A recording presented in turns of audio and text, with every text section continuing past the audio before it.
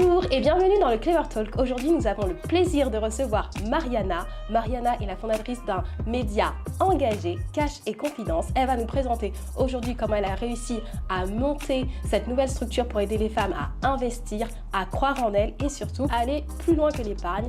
On a hâte d'en savoir plus parce que ça nous donnera des ailes pour la suite. Bienvenue au Clever Talk. Bienvenue au Clever Talk. Merci Mariana. Merci pour l'invitation. Je suis très contente d'être là avec toi aujourd'hui. Merci. Alors, on va commencer par une question simple. Est-ce que tu peux te présenter en quelques mots? En quelques mots, c'est pas une question simple, mais je vais essayer. Alors, du coup, je m'appelle Mariana, j'ai 32 ans. Je suis d'origine brésilienne. Donc, j'ai vécu au Brésil jusqu'à mes 25 ans. Et là, ça fait un peu plus de 7 ans que je suis en France. Je suis la cofondatrice de Cash Confidence avec Ana Logacheva. On a lancé Cash Confidence en début 2024, donc ça fait un peu plus d'un an et demi. Au début, c'était un podcast. En fait, vrai début, c'était un projet entre amis, un peu hobby, on va dire. Et à un moment, c'est devenu beaucoup plus pro que prévu. Et en début 2025, on a lancé ce qu'on appelle le Challenge Cash Confidence. C'est un programme d'accompagnement gratuit à encourager plus de femmes à se lancer dans le monde d'investissement. Donc, c'est vraiment de passer de l'épargne à l'investissement. Ouais, mais c'est génial, c'est une super aventure. On a eu la chance d'échanger un petit peu avant le podcast et je pense qu'on a beaucoup de sujets à couvrir parce qu'on sait que l'investissement est lié à l'indépendance et à la liberté des femmes. Et d'ailleurs, tu prends la parole très régulièrement sur LinkedIn pour le mettre en valeur. Merci à toi parce que je félicite et remercie toutes les femmes qui prennent la parole sur LinkedIn. C'est important qu'on soit représenté sur ce réseau qui est un réseau professionnel clé. Chez Clever, c'est le message qu'on porte. On veut que les femmes soient visibles, compétitives et recrutées. Donc merci mille fois. Je voudrais vraiment comprendre d'où tu pars aujourd'hui, quels ont été les événements, les directions et le cap que tu as pu prendre qui t'a donné envie de créer ce Cash et Confidence. Je pourrais te dire un peu la réponse pro, on va dire. Moi, j'ai fait mes études en finance, après entrepreneuriat, donc c'était un peu le milieu où j'étais. Mais en fait, ça vient d'une raison, on va dire, beaucoup plus personnelle que quelque chose. En gros, moi, je viens d'une famille que déjà, parler d'argent en famille, c'était pas forcément un tabou. Donc, mon père, il parlait beaucoup d'investissement, il parlait beaucoup de cette importance d'autonomie financière. Donc, j'ai jamais eu la pression à la maison de me marier et dépendre de quelqu'un. Et pourtant, au Brésil, on a parfois beaucoup cette mentalité. Mais mes parents, ils sont toujours ensemble, mais ils ont un contrat de mariage qui c'est une séparation totale de biens. Donc ça veut dire que tout ce que mon père a créé en tant que patrimoine, ça, c'est à lui et c'est pas à ma mère. Et en fait, ma mère, elle a travaillé, mais elle a un peu réduit sa carrière pour être en charge des enfants, pour être pas forcément une femme à foyer, mais quand même, elle n'a pas eu une autonomie financière si élevée. Et c'est toujours un peu le complément de la famille à son argent. Donc l'argent, ça venait surtout de mon père. Et en fait, j'ai eu une situation il y a un peu plus de 12 ans que mon père il a eu une maladie et du jour au lendemain, il était à l'hôpital. Il a dû faire 2 chirurgies il avait plus de chances de ne pas revenir. Donc c'était une situation très compliquée dans la famille. Et c'était dans un lit d'hôpital que c'était la première fois que mes parents ont vraiment parlé d'argent. Donc dans un lit d'hôpital, mon père il fait une liste de qu'est-ce que ma mère devait faire s'il ne revient pas de la chirurgie. Donc c'est une situation un peu extrême. J'espère qu'il n'y a pas des couples qui tombent dans cette situation, comme la première fois que ma mère elle avait de la visibilité du patrimoine de la famille. Après ça, je pense que leur relation, ça a beaucoup évolué. Ils ont eu un discours beaucoup plus ouvert à la maison. Ma mère, elle a beaucoup gagné en autonomie. Mais c'était un peu des premières réflexions dans ma tête de pourquoi il y a cette séparation, pourquoi c'est toujours à mon père d'inciter d'investir et de parler d'argent et de diversifier le patrimoine et tout, et jamais à ma mère. Et en fait, en arrivant en France, je voyais qu'il avait aussi ce tabou autour de l'argent qui même quand on fait une école de commerce qui en théorie on parle beaucoup de business, on parle beaucoup de comment améliorer le salaire et tout, personne parle d'investissement. Donc c'était un peu un mix de tout ça, plein de raisons perso mais aussi une envie de revenir vers la finance qui était ma passion de départ. Donc voilà, je ne sais pas si je réponds à ta question, mais... Ah mais oui, on adore, c'est un élan du cœur et ça prouve d'où vient le déclic profond. Donc généralement, on est motivé, on est habité par ce qui nous a un peu construite et c'est une histoire qui est forte. Enfin, en effet, quand on doit prendre en charge des finances qu'on ne connaît pas et un patrimoine dont on n'avait pas du tout la connaissance avant, ça requiert d'avoir des compétences, de se former. Donc ça donnait envie de former des femmes et de les outiller pour qu'il n'y ait plus finalement ce type de situation qui se reproduise. Et donc toi, ton cheminement personnel dans l'investissement, puisque tu as toujours été élevé dans cette dynamique d'investir, d'aller faire fructifier tes revenus, est-ce que ça a toujours fait partie de ta vie à titre personnel et tu as toujours investi, ou est-ce que ça a augmenté avec l'âge, avec les responsabilités, avec le fait de rentrer dans la vie du travail ? Je pense que c'était beaucoup au moment de rentrer dans la vie du travail, donc je regrette un peu de ne pas avoir commencé, je sais pas, à 16 ans, à 18 ans. Moi aussi. Mais c'est vrai, non, genre, quand on pense, mais j'ai perdu tellement d'années des intérêts. Donc, Exactement. Bref. Mais du coup, j'ai commencé avec mon premier salaire en CDI. Et c'était marrant parce que ce mois, avant que mon salaire tombe à la fin du mois, c'était vraiment le moment que je me posais beaucoup de questions parce que je suis en France, je ne connais pas forcément les différents types d'investissements qu'on a ici en France. Et je discutais avec pas mal de collègues, souvent des hommes, parce que c'était ceux qui avaient pas mal de connaissances, mes amies femmes, elles n'avaient pas assez de références. Et je me disais, mais avant que mon salaire arrive sur mon compte en banque à la fin du mois, il faut absolument que je sache ce que je vais faire avec et où je vais placer mon argent. Parce que sinon, je passe d'un salaire de stagiaire à un salaire CDI qui est souvent plus élevé. Je vais m'habituer à un niveau de vie plus élevé. Je veux absolument pas ça parce que je veux absolument rester avec un niveau assez proche de stage. Et c'est ce que j'ai fait pendant au moins 3 ans. Donc j'ai gardé un peu le même style de vie. Et comme ça, tout ce qui était extra, je plaçais un investissement direct. Donc, mais c'était un peu l'erreur de ne pas placer mon argent, ce que c'est un peu la mentalité inverse, notamment d'Anna, qui c'est ma cofondatrice, parce qu'elle a toujours eu ultra peur d'investir et de perdre son argent. Bref, c'est un cheminement beaucoup plus différent du mien et je pense pour ça on est assez complémentaires. Mais moi, j'avais hyper envie de, dès mon premier salaire, commencer à placer mon argent pour commencer le plus tôt possible à bénéficier du temps. Parce que c'est pas le montant, ce que je dis souvent, c'est pas le montant le plus important pour investir, mais le temps. Exactement. La richesse finalement qu'on a, on s'en rend compte, c'est le temps. Ouais. Et donc toi, tu l'avais déjà compris très tôt, tu avais eu cette conscience vraiment de te dire, il va falloir que je dégage le travail de mon temps ou mes revenus de mon temps. Et donc comment je vais faire pour le faire. Et clairement, tu as abordé aussi un sujet qui est clé, qui est celui du risque adverse, de la capacité à prendre des risques ou non. Et on se dit tout le temps que investir, c'est prendre des risques. Alors, dis-nous, est-ce que c'est vraiment prendre des risques pour les femmes ? Oui, je vais pas en dire oui, bien sûr, il faut prendre des risques. Par contre, ce que je vois souvent, c'est cette mentalité de j'ai peur de perdre tout mon argent. Donc je pense qu'il y aura pas mal de femmes qui vont nous écouter et vont se dire ouais, j'ai tellement peur de perdre tout l'argent, j'ai passé des années, j'ai passé du temps à travailler, à mettre de côté, donc c'était un vrai effort et j'ai peur du jour au lendemain perdre tout ça parce que j'ai pris une mauvaise décision, parce que j'ai fait confiance à une solution qui n'était pas forcément crédible ou quoi que ce soit. En fait, investir, c'est de prendre des risques, mais ça ne veut pas dire qu'on va prendre 100% de risques. Donc, je ne vais pas direct investir sur quelque chose que j'ai la possibilité de perdre tout mon argent. L'idée, c'est de commencer à prendre un tout petit peu de risque. Donc, je vais investir pas forcément en livret A parce que ça m'apporte, je sais pas, 2% et c'est moins que l'inflation. Donc, au final, c'est vraiment pas très intéressant. Je vais commencer à prendre, je sais pas, 5% de risque. Donc, j'ai la possibilité, oui, de perdre un peu d'argent, mais j'ai aussi la possibilité de gagner un peu plus.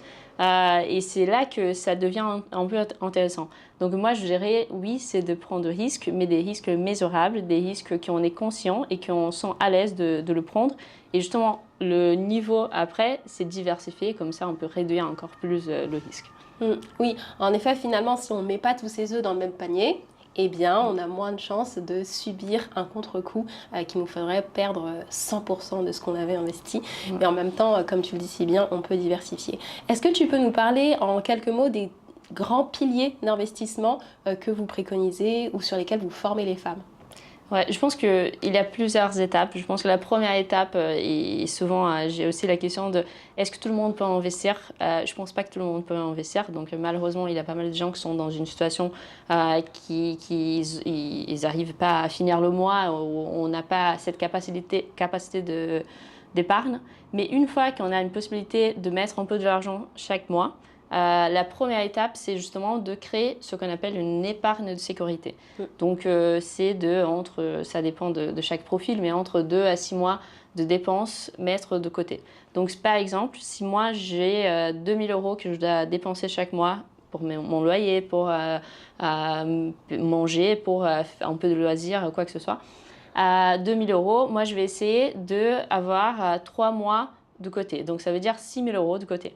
Donc chaque mois, je vais mettre un peu de côté pour créer cette épargne de précaution parce que s'il y a quelque chose qui n'était pas prévu qui arrive et que je dois payer, je suis capable de payer.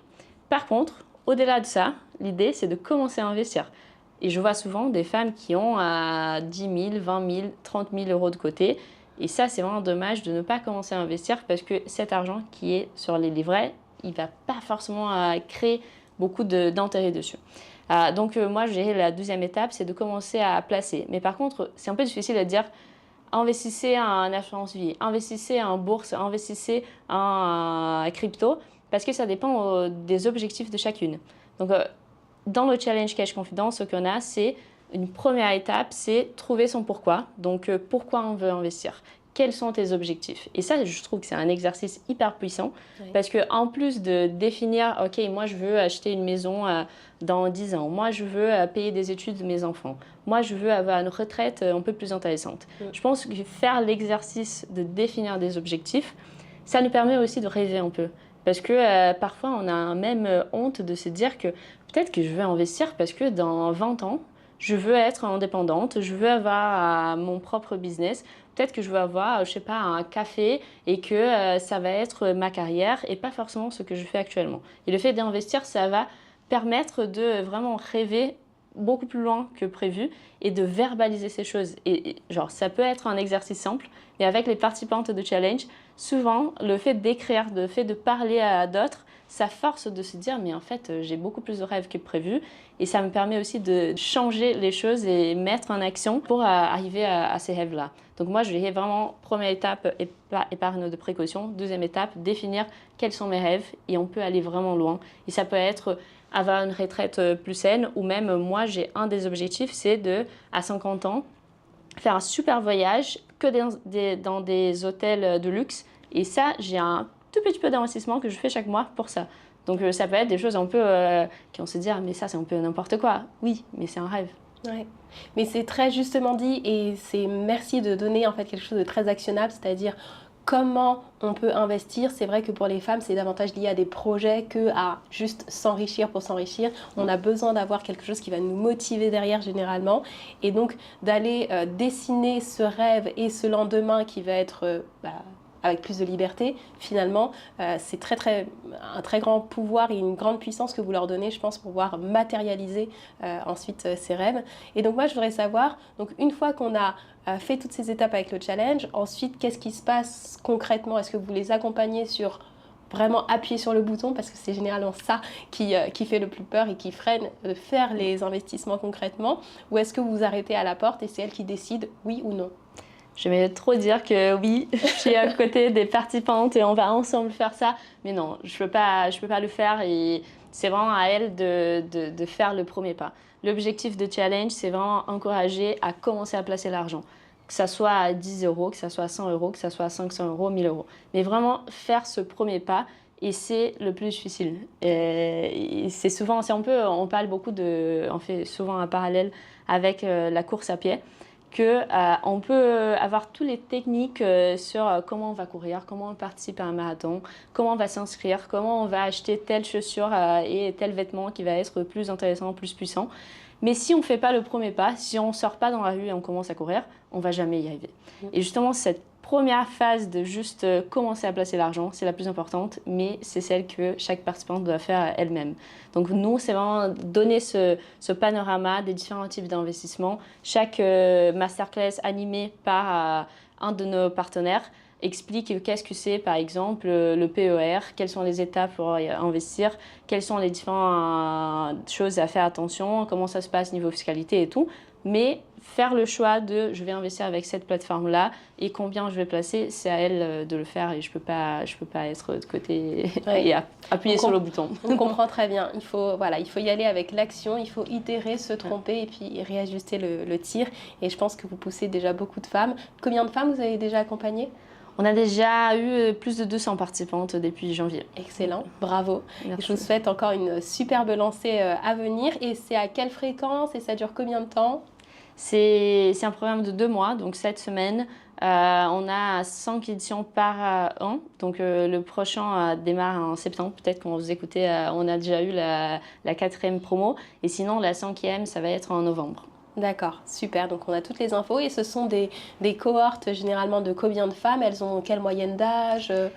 C'est souvent de 100 participantes. Ouais. On essaie d'arriver jusqu'à 100 et ça a été là. Souvent, on a plus d'inscriptions que de participantes, mais on essaie de garder cette idée de communauté, petite communauté, comme ça on peut beaucoup échanger entre nous. Et ta deuxième question, c'est quoi ? La moyenne d'âge. Ah ouais. Et on a des participantes on essaye de rester entre 25 à 40 ans. Okay. Parfois, on a des participantes un peu plus âgées, mais pas beaucoup plus que ça, parce que sinon, ça arrive à un moment de vie un peu différent. Donc, on essaye de se concentrer sur la trentaine.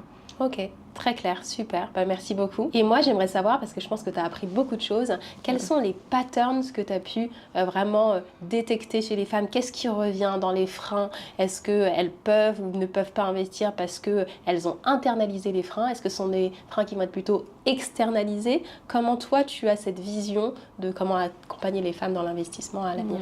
Il est un peu des deux.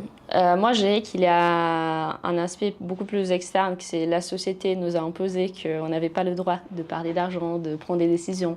Donc pendant beaucoup d'années, on avait nos grandes-mères, nos mères qui n'avaient pas forcément cette autonomie sur l'argent.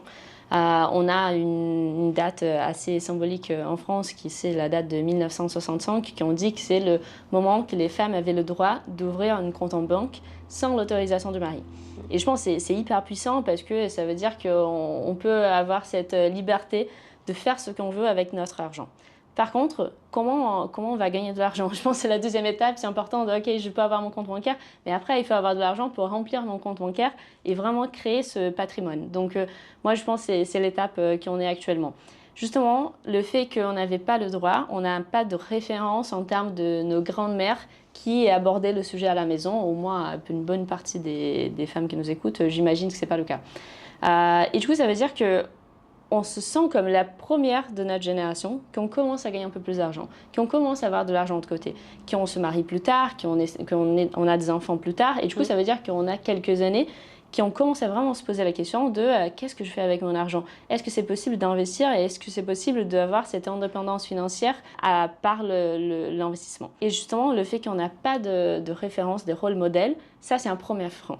Parce qu'elles ont trop peur de se dire « mais moi je vais être la première, du coup j'ai trop peur de prendre des mauvaises décisions ». Un deuxième frein que je vois souvent, c'est un peu la syndrome de l'imposteur, l'idée que je ne suis pas à l'auteur, je ne peux pas commencer à investir parce que je ne connais pas assez. Ça, c'est vraiment dommage parce qu'on a souvent des participantes qui ont des super connaissances de finances perso. Elles ont déjà lu tous les bouquins, elles ont déjà écouté tous les podcasts, elles ont déjà discuté avec plein de gens, mais pourtant, elles n'ont pas encore franchi le cap. On a eu même une participante qui avait 200 000 € de côté et qui n'a jamais commencé à investir. Ah oui. Et ça, c'est vraiment une grosse somme et c'est un peu dommage. Mais je vois qu'il y a un peu cette peur de faire des bêtises et prendre de mauvaises décisions et de ne pas avoir des connaissances à ce niveau-là. Et sinon, une autre chose qu'on voit aussi, c'est justement avec qui parler, à qui faire confiance. Il y a de moins en moins cette crédibilité vers la banque, donc elles sentent qu'elles vont se faire arnaquer, ou même quand elles vont adresser un banquier, il va lui dire mais il est à l'assurance vie, il est à ça, il y a presque quelque chose sur l'étagère que ok, la femme qui vient parler, je vais donner quelque chose qui n'est pas forcément risqué parce qu'elle ne va pas être intéressée par les finances personnelles. Donc il y a même un biais de la société et surtout des banques, et là je fais un mini accusation parce qu'on entend ça tout le temps, des femmes qui ont essayé de discuter avec des banquiers et qui ont dit bah, il y a ça et ça et ça, et voilà, quoi. On va pas trop réfléchir, et sinon, tu reviens avec ton mari, on peut discuter plus en détail sur comment vous voulez discuter finances perso en tant que la famille. Et ça, c'est vraiment dommage. On n'a pas assez de banquiers qui sont formés pour comprendre que les femmes, elles sont intéressées par les finances personnelles, que les femmes sont intéressées par investir, et que c'est pas juste un profil typique des femmes qui veulent pas prendre de risques. Et il y a un quatrième point que parfois, et ça c'est vraiment dommage, parfois on pense qu'on n'est pas assez qualifié en termes d'investissement et qu'on ne va pas avoir des bons résultats parce qu'on veut toujours des choses un peu conservateurs. C'est pas vrai, les femmes, elles investissent moins, mais quand elles l'en font, elles ont des meilleurs résultats. Donc souvent, c'est prouvé que les femmes investisseuses, elles sont des très bonnes investisseuses parce qu'elles font un peu moins de ce qu'on appelle le day trading, donc d'acheter des actions et revendre tout le temps. Elles prennent peut-être un peu moins de risques, mais ça veut dire qu'elles sont beaucoup plus cautieuses sur les décisions, et du coup, elles vont faire des meilleures décisions. Donc ça veut dire que c'est prouvé statistiquement que les femmes sont des meilleures investisseuses. Ouais. Bah, tu as soulevé énormément de points qui sont capitaux. Je pense que le premier, c'est sur le fait de dédramatiser en se disant la date de 1965, finalement, c'était il n'y a pas si longtemps que ça, où on a commencé à avoir un accès à l'argent, et puis l'accès à l'argent était assez conditionné à l'épargne finalement. C'était le livret A, donc c'était cette notion d'économie et non pas d'investissement qui était mise en valeur. Donc ça nous requiert beaucoup plus de temps de nous mettre en action. Donc déjà, merci de soulever ce point et de le remettre en lumière, parce qu'on a besoin de se tranquilliser avec le fait que ça prend plus de temps, et c'est normal au vu de l'histoire, du manque de rôle modèle. Et ensuite, sur le fait de se sentir qualifié ou non, d'acquérir des connaissances mais de ne pas passer à l'action, ça aussi c'est quelque chose que je retrouve beaucoup avec les clientes que j'accompagne via Clever, parce que parfois on a un très gros réseau mais on a du mal à aller le solliciter pour avoir la bonne opportunité professionnelle, on a du mal à se mettre en avant, à se valoriser. Mais aussi, c'est le fait de la société, parce qu'une femme joue beaucoup. Quand elle joue sa réputation, et elle joue parfois des ressources qui vont être essentielles pour sa survie. Et ça aussi, tu l'as bien fait remonter, et je trouve que c'est hyper important qu'on aborde ces sujets aujourd'hui, qu'on les mette en lumière et qu'on se dise du coup, quelles sont les solutions, quels sont les petits pas qu'on peut faire pour avancer. Et d'ailleurs, dans cet écosystème aujourd'hui de l'investissement, toi, tu verrais comment l'écosystème de l'investissement de la femme est en train de bouger. Qu'est-ce que tu en vois, et comment tu as cette vision de l'avenir? C'est vrai que je pense que on a parfois, et je suis un peu biaisée parce que je suis dans le milieu, on a l'impression que les choses avancent très vite. Malheureusement, c'est pas le cas. Je pense qu'il faut avancer beaucoup plus vite, et je suis convaincue qu'on a besoin de plus de solutions qui vont parler aux femmes. On a plus que ça, en fait, c'est un énorme marché. Les femmes, elles gagnent plus, elles commencent à se marier plus tard, elles font des meilleures investisseuses. Donc en fait, c'est un super marché, qu'il y a pas mal de banques et de plateformes d'investissement qui passent à côté. Donc moi, je pense que c'est vraiment une bêtise de ne pas adresser des femmes comme des vraies clientes. Et ça, c'est une discussion qu'on a souvent avec des homologues dans le secteur, que les femmes ne sont pas prises en compte en tant que clientes. Peut-être qu'on n'aura pas que des femmes qui vont nous écouter, mais même des marketeurs dans les banques, ils savent que dès qu'on fait une campagne sur l'investissement, souvent on va réduire un peu la cible. Les femmes ne sont pas de la cible, donc on va juste turn off ce profil-là. C'est une grosse bêtise. Oui. Je pense que les choses évoluent. Pour moi, le premier pas, c'est de réduire le tabou. Donc, c'est un peu aux femmes de parler d'argent. Il faut qu'on se sente à l'aise de parler d'argent, et je comprends que c'est pas facile.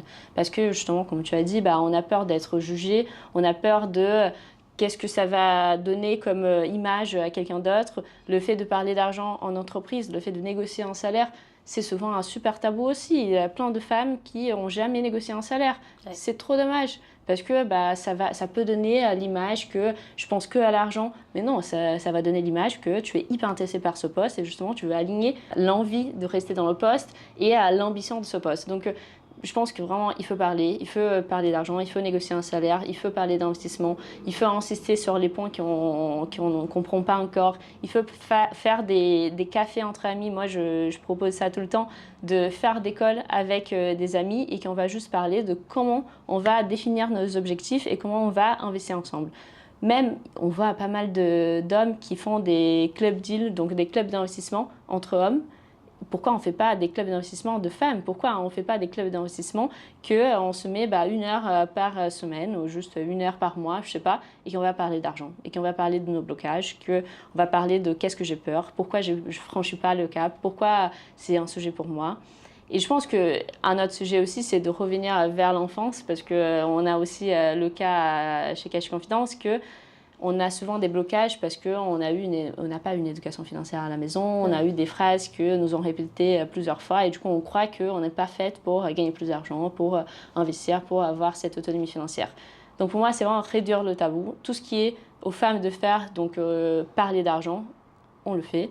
Et après, c'est au marché aussi à adresser aux femmes, à les prendre en compte et voir que c'est une vraie cible et que c'est une vraie audience qu'il faut l'adresser. Donc pour moi, c'est vraiment des deux côtés, mais il faut avancer plus vite. Et il faut qu'on ait plus de solutions qui adressent aux femmes. On a pas mal de podcasts, on a pas mal de cours d'investissement. Et c'est aussi, je pense que là, c'est un peu ma critique au secteur, que pour l'instant, on parle beaucoup de budget, on parle beaucoup d'épargne, on parle beaucoup de comment avoir un peu de plus de sommes à la fin du mois. Et je pense que la prochaine étape, c'est de dire, mais OK, plus qu'avoir un complément de revenus, comment on va vraiment être autonome financièrement? Comment on va être des femmes qui vont créer des super business parce qu'on a de l'argent, parce qu'on se sent à l'aise de prendre des risques. Donc pour moi, il faut avoir plus de femmes ambitieuses. Je vois que le mot ambition, ça fait peur à plein de gens, surtout les femmes. On adore leur mission, nous. Et pour moi, je veux une société plus ambitieuse, quoi, surtout. Ouais, tu l'as très très bien porté, hein. C'est vraiment les questions qui nous animent. Mais donc, moi j'entends déjà les injonctions et surtout la principale, c'est mais je n'ai pas le temps d'appeler mes amis, je n'ai pas le temps de travailler sur mon investissement. Donc finalement, les femmes ont le temps, pourquoi si elles n'ont pas le temps? Et comment tu y réponds, toi?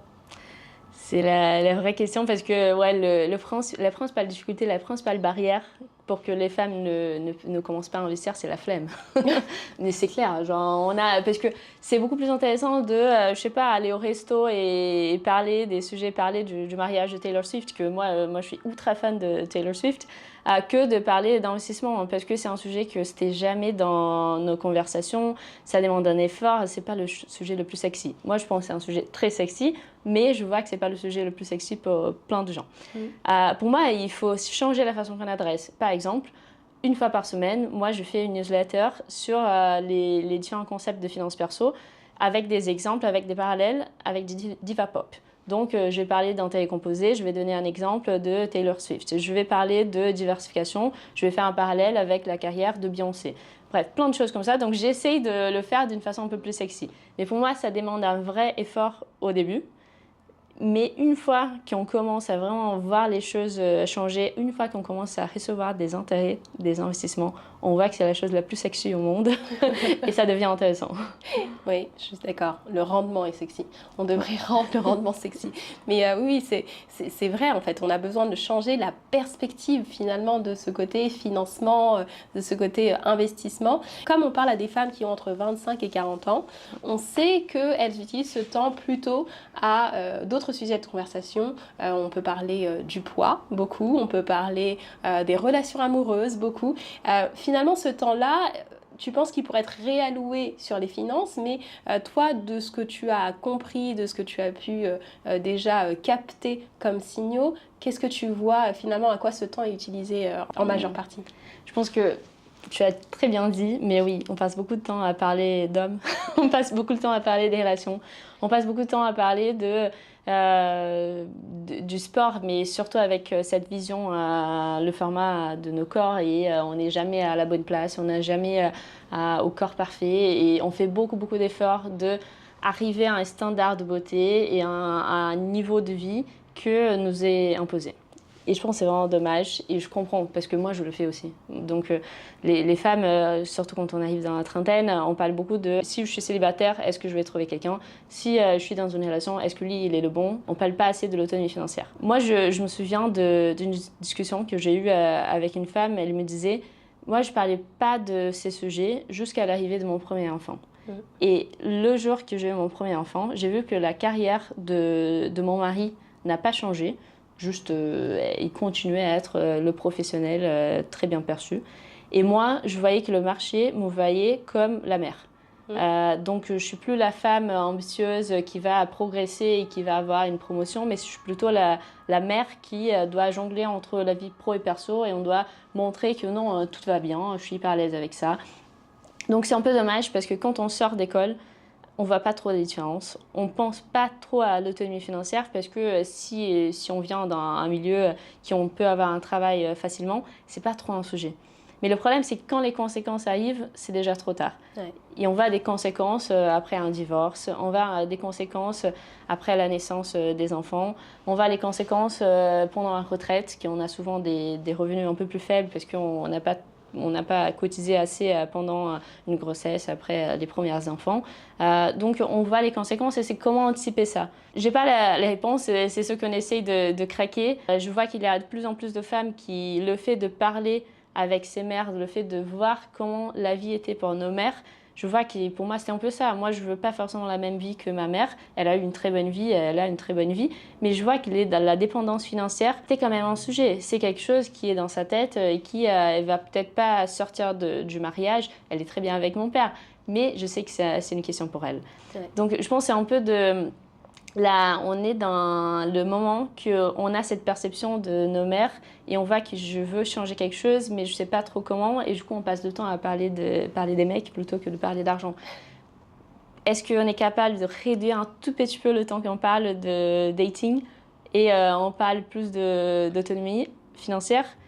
Moi, je crois que oui. Moi, je crois que oui, mais ça reste juste une partie de la population. Et je pense que le fait de discuter là, franchement, c'est génial. Je pense que les femmes qui nous entendent, est-ce que je parle assez d'argent? Est-ce que je parle assez d'ambition? Est-ce que je parle assez de moi, avec mes rêves, avec un planning de comment je vais arriver?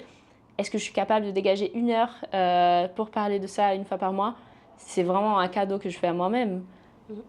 Ouais. Oui, c'est tellement juste et moi je partage tout à fait ton avis et ta perspective dessus parce que en effet, on a besoin de se poser ces questions, on a besoin de se poser avec ce temps et il y a ces moments charnières et en fait quand ils arrivent, il est déjà trop tard. C'est-à-dire que au départ, quand on rentre sur le marché du travail, on négocie pas forcément, on a l'impression qu'on est à peu près équitable. Ensuite, premier moment charnière, bah, c'est la naissance de l'enfant où là, clairement, on est vu comme la mère et on a les injonctions sociétales qui nous incitent en plus voilà, à rester dans le game, mais en même temps, on n'est pas perçu comme la professionnelle ambitieuse qu'on devrait être. Et puis, plus ça avance, plus on a un décrochage et un écart qui finit par se creuser tellement et on manque de temps. Et en plus, on a appris des fonctions qui étaient généralement qui étaient un peu moins demanding et donc qui ne nous permettent pas d'avoir un revenu à investir. Donc c'est un espèce de cercle non vertueux qui se crée et c'est à nous finalement de prendre conscience à titre individuel, c'est sûr, mais à titre collectif aussi. Et j'ai beaucoup aimé que tu interpelles un peu les organismes financiers pour qu'ils puissent adresser ce public et comment on pourrait faire évoluer, puisque nous on parle beaucoup de futur du travail, de la tech, du féminisme. Là on est vraiment en plein dans ces sujets. Comment tu penses que collectivement on pourrait répondre à ce besoin d'avoir plus de femmes qui investissent et ce serait aussi super pour la nation tout entière. Ouais. Moi j'aimais bien qu'il y ait une sorte, on avait cette discussion à une époque de charte que les plateformes d'investissement vont s'engager à augmenter le nombre de clientes femmes dans la base de clients. C'est quelque chose de difficile, c'est quelque chose qu'on n'a pas encore. S'il y a quelqu'un qui nous entend, qui aimerait bien faire évoluer ce projet, avec grand plaisir de discuter. Mais je pense que la première étape, c'est vraiment les femmes qui parlent d'argent, former les professionnels. Donc on a de plus en plus des conseillers de gestion de patrimoine, par exemple, sont des femmes. Et du coup, elles interpellent le fait que les femmes sont aussi des investisseuses. Je vois qu'il y a de plus en plus donc des CGP, des banquières qui vont vraiment interpeller le sujet, mais on n'a pas assez. Donc moi, je vois un secteur qui évolue. Mais pour moi, c'est aussi à prendre cet engagement. Par exemple, on a des partenaires de challenge, donc les plateformes d'investissement qui sponsorisent le challenge pour justement s'adresser aux femmes. Et pour moi, c'est absolument génial parce que c'est un pari que peut-être que juste à la fin du challenge, on n'aura pas tous les participantes qui vont commencer à investir, mais c'est un mouvement et c'est des plateformes d'investissement qui sont engagées. Donc pour moi, c'est des plateformes d'investissement qui voient un pari plus long terme parce que peut-être qu'elles vont prendre un peu plus de temps pour faire ce premier pas, mais une fois qu'elles le font, c'est tout un nouveau marché à explorer. Donc pour moi, c'est vraiment ça devait venir des solutions existantes et de le regarder comme un vrai marché à adresser. Oui, c'est très pertinent. On a besoin finalement d'adresser ce marché avec peut-être le bon tone of voice, celui que tu mets en avant, qui est on va le rendre sexy, on va le rendre attractif. Et finalement, ça nous demande de repenser la finance au féminin. Et c'est pas impossible parce qu'il y a déjà des acteurs qui sont en train de le faire, qui sont en train de le sponsoriser. Donc bravo pour cette démarche. Et je voudrais maintenant qu'on passe à la session questions-réponses, un peu vrai ou faux, un peu cash. L'investissement est réservé aux femmes riches. Faux. Absolument faux. Il faut être experte en finance pour investir et réussir. Faux. Il faut connaître un peu. Mais on peut apprendre. C'est beaucoup moins d'informations et de choses à apprendre que de ce que les gens pensent. On ne peut pas investir si on a des dettes ou un petit salaire. Ça dépend. Je sais qu'il n'y a pas cette réponse, mais ça dépend. Si on a un petit salaire, ça dépend de niveau de vie. Si on peut avoir, il y a pas mal de gens qui ont un salaire très élevé et qui dépensent tout, donc qui n'investissent pas. Je pense que ça ne veut pas dire que tout le monde peut investir, mais il y a beaucoup plus de gens qui peuvent investir de ce qu'ils pensent. Et les dettes, il y a de la bonne dette, de la mauvaise dette. Si c'est une dette pour la consommation, ça c'est ouais, il faut absolument régler ça et après on pense à investissement. Mais si c'est de la bonne dette, par exemple pour un investissement immobilier locatif, bah très bien, on n'a pas besoin de repayer ça tout de suite. On le garde au max possible et on investit sur d'autres choses. Les femmes prennent de moins bonnes décisions financières que les hommes. Non, c'est absolument faux. Les femmes, elles investissent moins, mais elles sont les meilleures investisseuses. Bon, investir, c'est trop risqué. Ça dépend. Non. On peut prendre plein de risques et on peut prendre pas assez de risques et c'est ok. Ça dépend des objectifs et peut-être que c'est un objectif très long terme et que je peux prendre un peu plus de risques sur ce projet, mais je peux avoir des objectifs plus court terme et que je veux absolument pas prendre assez de risques. Donc ça dépend. Non, et ça veut pas dire investir égal à prendre 5% de risque. Ça, c'est absolument faux. Ok, très clair. Merci beaucoup.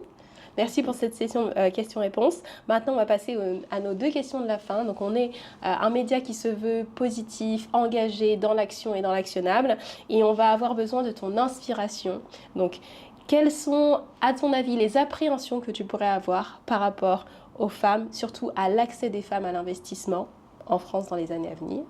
Et ensuite, on parlera du positif, évidemment. Trop bien. Non, c'est vrai que ouais, je passe beaucoup de temps à dire les choses qui ne vont pas. mais franchement, moi, les appréhensions, c'est qu'on n'avance pas assez. Je pense que quand j'avais 20 ans, je croyais que les choses avançaient très vite. Et c'était hyper cool. Je me disais, mais c'est trop bien. On est de la génération on parle beaucoup de féminisme. On parle beaucoup de femmes très inspirantes. Et on sent qu'on a beaucoup plus d'autonomie sur les décisions, sur nos corps, sur notre carrière. Mais par contre, quand je m'approche de la trentaine, et là, ça fait 2 ans que je suis dans la trentaine, je vois que les rôles de le mari, la femme, assez classiques, assez stéréotypés, ça reste dans mes amis, dans les couples que je vois autour de moi. Donc c'est presque comme je me pose la question, mais waouh, je pensais qu'on était la génération, qu'on allait tout changer. Et on voit même dans les générations genre Gen Z, qu'on a un peu cette idée, les idées plus conservatrices qui reviennent. Donc moi j'ai des appréhensions qu'on a beaucoup évolué, on a avancé très vite et c'est presque qu'il y a d'un côté une régression vers une façon de penser plus traditionnelle, même les discussions des tradwives et tout ça. Donc ça c'est un peu mon appréhension et un peu une frustration qu'on n'avance pas assez et que parfois on revient en arrière. Et c'est un peu on voit souvent que les droits ils sont jamais sûrs. On voit aux États-Unis il y a plein de droits qu'on avait le droit d'avortement dans quelques États et qu'on revient en arrière. Donc ça c'est vraiment une appréhension que j'ai pour l'avenir. La sensation de backlash, c'est vrai qu'on l'a pas mal remontée. Moi, je suis, à titre personnel, je pense que c'est parce qu'on est en train de faire des changements profonds et qu'il y a plusieurs modèles qui sont en train d'éclater, de se décomposer, de se recomposer. Mais c'est vrai qu'il y a des schémas de famille, de conception du monde qui restent un petit peu immuables et que la technologie, et notamment l'IA, y est pour beaucoup. C'est-à-dire que l'IA, d'un côté, avec l'avènement des nouvelles technologies et le fait de se replier en se disant j'ai peur de ce qui pourrait arriver, donc soit je me replie sur des traditions, des manières de faire qui vont être conservatrices, ou alors la profusion de contenus masculinistes ou de contenus qui vont être régressifs sur le côté évolution et qui ne va pas nous permettre justement d'aller plus loin. Donc moi aussi je vois un peu ces appréhensions, je les partage avec toi. Et pour la partie maintenant, qu'est-ce qui nous donne de l'espoir, qu'est-ce qui nous donne de l'envie, qu'est-ce qui ouvre les perspectives et la vision de l'accès des femmes à l'investissement? Ouais. Bon, moi, je pense que tu as très bien dit, il y a le côté négatif de la technologie et toute la partie création de contenu avec des idées qui aident pas trop les femmes, mais notamment, je pense vraiment que la technologie, c'est beaucoup plus positif que négative. Et le fait, genre l'arrivée de l'IA, le fait d'utiliser de l'intelligence artificielle sur plein de sujets, ça ouvre énormément des portes. Parfois même, on peut ne pas être à l'aise de parler à un banquier parce qu'on ne sent pas cette ouverture, mais peut-être qu'avec la création de contenu sur les finances personnelles qui s'adresse beaucoup plus aux femmes, même des modèles d'intelligence artificielle qui on peut poser plein de questions, ça va être la façon de parler ouvertement du sujet. Donc moi, je vois comme quelque chose ultra positif. Et je pense aussi que même que ça me fait peur vers où on va, je sens quand même que c'est un sujet, le fait de l'autonomie financière. On est en train de réduire les tabous, pas assez comme j'aimerais, mais moi, je crois vraiment qu'on est dans la bonne direction. Je sens que les femmes, on se pose plus de questions, on partage plus à d'autres femmes et surtout, je crois vraiment qu'on a de plus en plus cette notion de sororité entre femmes qui est très très positive, soit quand on parle d'argent, mais soit de manière générale. Donc il y a une entraide féminine qui est géniale et quand on pense à des années 80-90, il y avait beaucoup plus cette notion de compétitivité entre femmes qui est la chose la plus débile qu'on peut avoir. Donc je sens que ça c'est l'espoir que ensemble on avance plus loin. Je crois vraiment que seule je vais plus vite, mais ensemble on va plus loin. Et je pense qu'en tant que femme, on a cette mentalité, c'est génial. Donc l'idée de communauté, c'est pour ça que le challenge, il y a un aspect communautaire, il y a une idée de partage, on va avancer ensemble et ça c'est vraiment l'espoir que j'ai pour l'avenir.